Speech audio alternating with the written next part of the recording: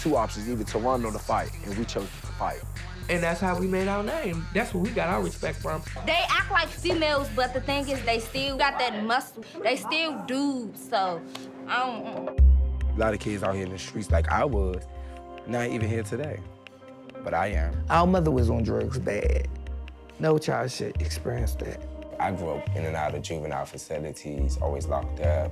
My mom used to be like, you slow, you dumb, you retarded, you The Checker came along and we just all stuck together ever since then. The Checker, they had obstacles that most people don't have, but they're resilient. They see a glimpse of hope now. The Checker Gang of D.C. was known for their wild street fights and petty crime around the Gallery Place metro station, not far from the White House, Capitol, and all that. But since then, it's a fairly incredible story. They've turned their lives around. We're going to start with Ron Moten here. We're going to have some of the members introduce themselves as they talk. Would it be an exaggeration to say that a lot of people were just downright afraid of the Checkered Gang? Oh, yeah. A lot of people stayed away from Gallery Place. A lot of the business community concerned about how it would affect tourism and stuff. They put a satellite police station at Gallery Place because of some of the activities that these young people were responsible for. Right. Is that right? That's true. Okay. All right. Let me start with you. What was the Check-It all about? I mean, are you related? I mean, what bound you together?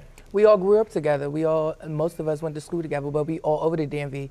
So we wasn't just living in DC, it's DC, Maryland, and Virginia. Yeah. We have gays from all over. And we protect ourselves.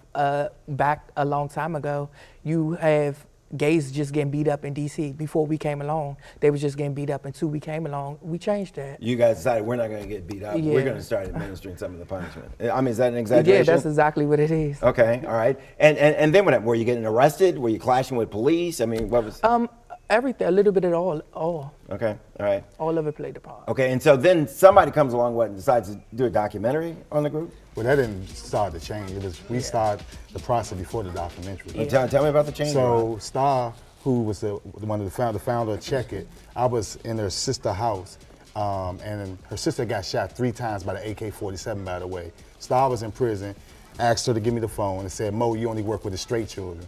And I said, I work with whoever wants help. When Star came home, Star put everybody together 5 years ago, and we started working together to make this transformation. Okay, for people who don't know, you got a reputation, big reputation in town, for working with youth, violent offenders, getting them straight, keeping them out of trouble, that sort of thing. She says to you, you're only working with the straight kids. What about us? Right, okay. Exactly. She was right, right? Yeah, exactly. I heard about Check It, but I didn't know how to go deal with them, and I never dealt with gay children. But with me, there's a lot of gay people who work with straight children, so that wasn't an issue with me. It was just about somebody asking for help and doing what I was doing with any other child. And what'd you do? I mean, you got them to stop fighting, stop jumping people. Gave them opportunities and hope. What kind of opportunities? Well, we started our own clothing line, and now we went from 5 years from just selling clothes and doing fashion shows to having a building on 1920 Martin Luther King Avenue, which needs some support.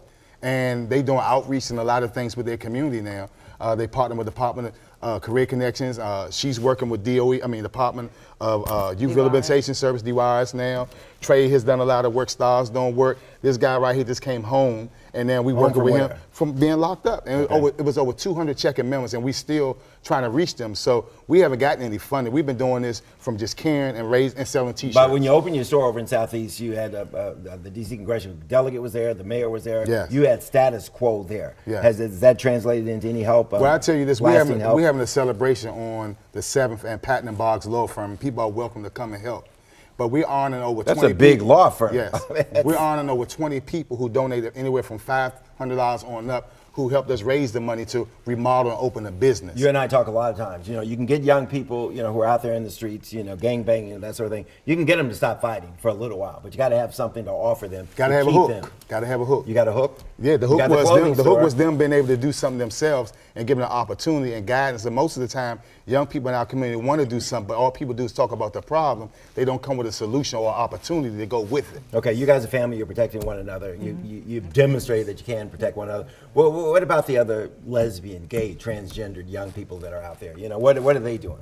I mean, but like, yeah, we actually still working on them. Like, yeah, we actually still trying to reach them. We actually still trying to, like, yeah, I mean, so, like, yeah, we actually still go down gallery place. We actually, like, yeah, doing outreach to them. Like, yeah, they will only talk to us. So, like, yeah, somebody actually came to me when we went down gallery. They was like, we will only tell you our story and nobody else. So I'm like, we're just trying to reach everybody. They and trust to you. get, yes. Okay. Are they out there on their own, or do they have families, or? I mean, like, yeah, some of these people is in, like, shelters. Some of the people sleeping down gallery. Some of these people are homeless, and they are youth at that, so. Okay, all right. Thanks for coming in and telling your stories. Okay? Back in a minute.